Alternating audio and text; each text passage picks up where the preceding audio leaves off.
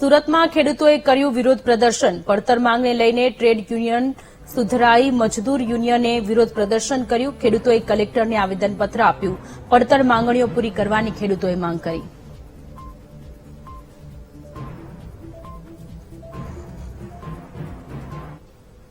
દિલ્હીમાં જે એમએસપીને લઈને ખેડૂતો વિરોધ કરી રહ્યા છે તેના પગલા ગુજરાતમાં પણ પડ્યા છે. આજે ગુજરાતમાં પણ ખેડૂતો દ્વારા બંધનું એલાન કરવામાં આવ્યું હતું અને ઠેર ઠેર પ્રદર્શન કરવામાં આવ્યું હતું. ત્યારે સુરત ખાતે સુરત ટ્રેડ યુનિયન કાઉન્સિલ, મજદૂર યુનિયન સહિતના જે આગેવાનો ટ્રેડ યુનિયન છે તેઓએ પણ આજે આ જે આંદોલન છે તેને સપોર્ટ કર્યો હતો અને તેઓ કલેક્ટર ખાતે આવેદનપત્ર આપવા આવ્યા હતા. ત્યારે આપણી સાથે જે આગેવાનો છે તેમની સાથે વાત કરીશું.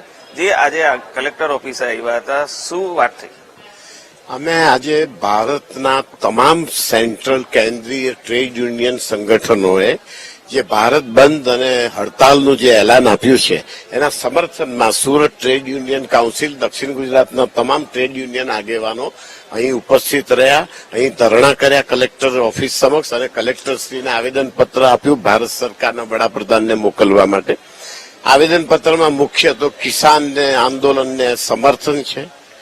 આ સરકાર કિસાન અને શ્રમિકોની હત્યા કરી રહી છે.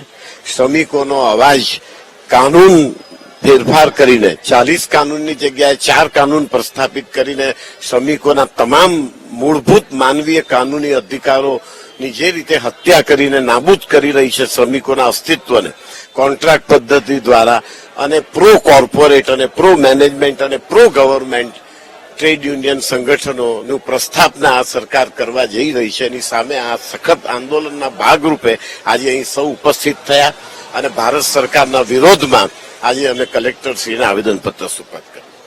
ચોક્કસથી કે જે પ્રમાણે દિલ્હીમાં આંદોલન ચાલી રહ્યું છે તેના સપોર્ટમાં આજે અહીં કલેક્ટર ઓફિસે ખાતે પહોંચ્યા હતા અને અહીં ધરણા કર્યા હતા અને ત્યારબાદ કલેક્ટરને આવેદનપત્ર આપવામાં આવ્યું હતું. કેમેરામેન સરજુ પારેખ સાથે નિર્મલ પટેલ, વીટીવી ન્યૂઝ.